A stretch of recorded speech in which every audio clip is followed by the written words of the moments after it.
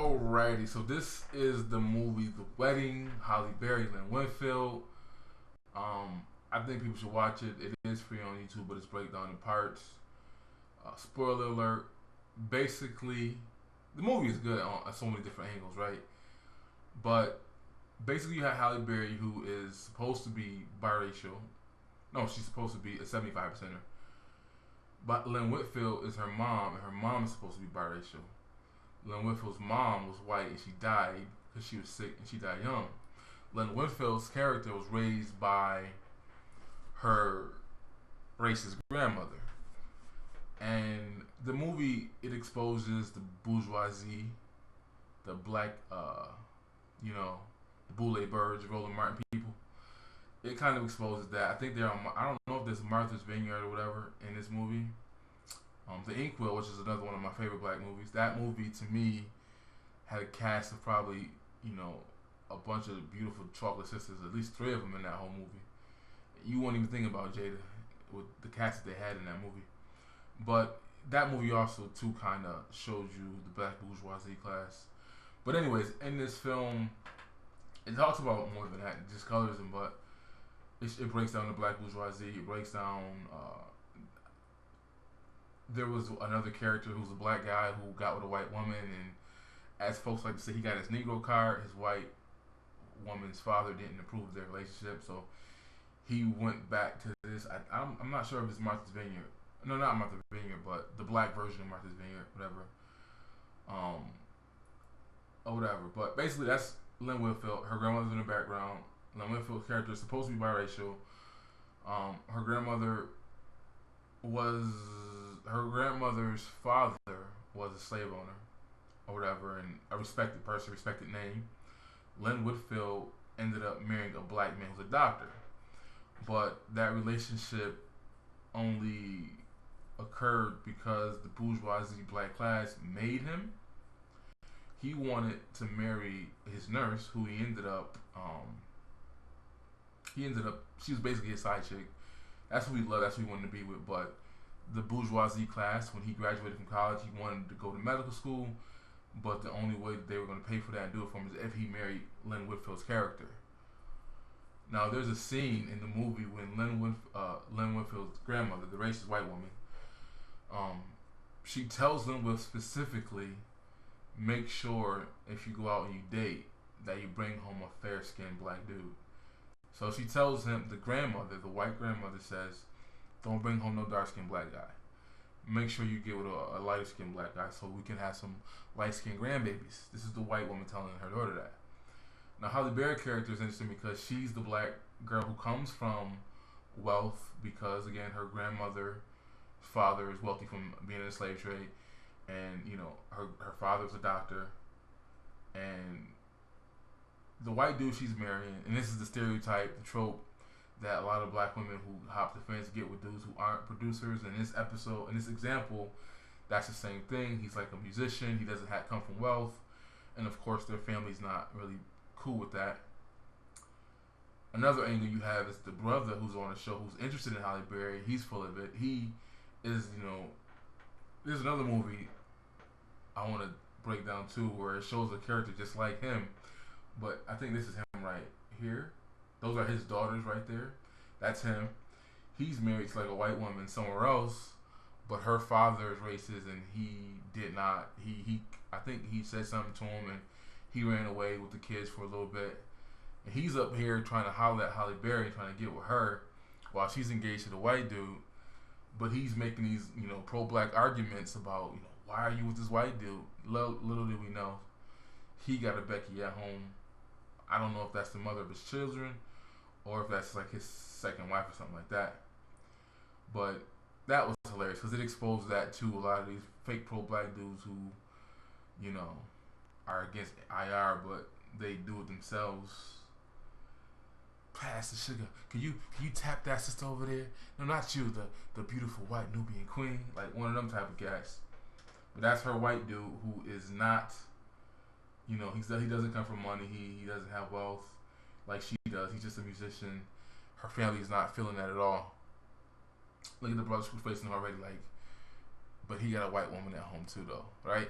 But the biggest scene in the movie, you can watch it for yourself, is when, to me, that revealed a lot, because this is the 1950s, right?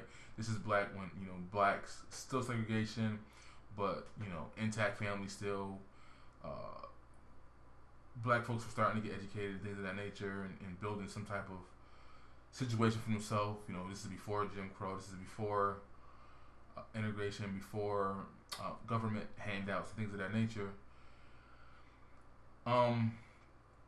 There was a scene where Lynn Whitfield reveals that she had an abortion because it was a boy, and the father, he wanted a boy. He had two girls, and both of them were light skinned.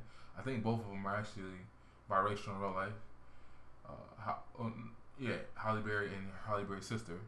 The Halle Berry's sister is kind of excommunicated a little bit because Lynn Whitfield, the colorist, she didn't approve of her choice to mate. She chose a black man who I think is a dentist or some type of a medical field, so he has a good job, he can provide and all that stuff. But Lynn Whitfield, caught up in the colorism, he's a dark-skinned black man and produced little chocolate babies too, so she kind of like disowned her own daughter because of that.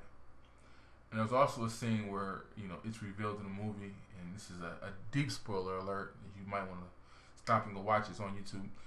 But you pause it. All right. But he basically he was mad. He was ready to leave his wife and go be with a side chick because he never loved her in the first place, and he only got with her because the bourgeoisie said he had to get with her in order to become a doctor. But Lynn Whitfield revealed that she had an abortion. She killed his son. Like, it would have been a boy. And she said she did it because she didn't know if he was going to come out light skin or dark skin. And the in their mindset, just like in the other episode of the Carmichaels, they thought that they were doing the right thing. As fucked up as it sounds, they thought that what they were doing was right. They thought it was protecting their children by aborting them before they were born, because they didn't want them to deal with, colorism, and they didn't want, because they knew that a dark-skinned black man was going to have a lot more trouble than a lighter-skinned man or woman. But that's interesting because the show, like, to me, like, again, a lot of the commentary on YouTube about colorism is to me, it's surface level.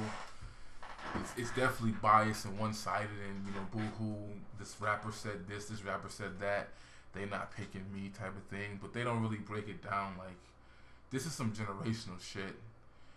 And I watched the one video where the women are like giving their colorist stories, and I'm like, half the comments is like, my brother said this and my cousin said that. I'm like, them your freaking family members. What the fuck do you care what they said? Like, like, you're not supposed to be thinking about them in that way anyway. So it's like, whatever.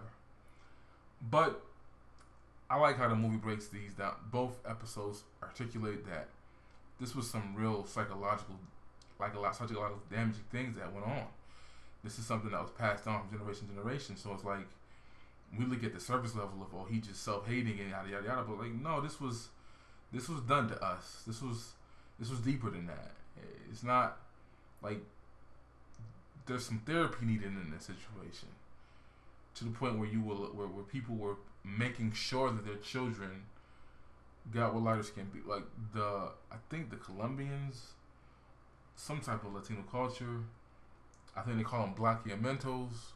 A lot of Mexicans and Spanish speaking people do it, where they purposely, they get with people who are white or lighter skinned than them because they don't want any type of that. If they had any African blood in their system, they want to get rid of it. They call it blanqueamentos. It's no different than that. It's the same thing. We were doing it too in the 1940s and 50s. And we see the end results of it now, but I think we misplace what it really is about. It's not, it's beyond just self-hate and things of that nature. And I don't think we even break down to decipher who's in that situation either. We just look at, oh, he picked her, damn, he's a colorist.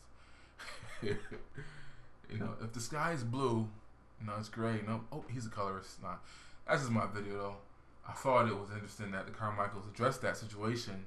That's something that doesn't really talk. And I like the way he did it, to where he showed you that a lot of our old grandmammies were colorists as shit.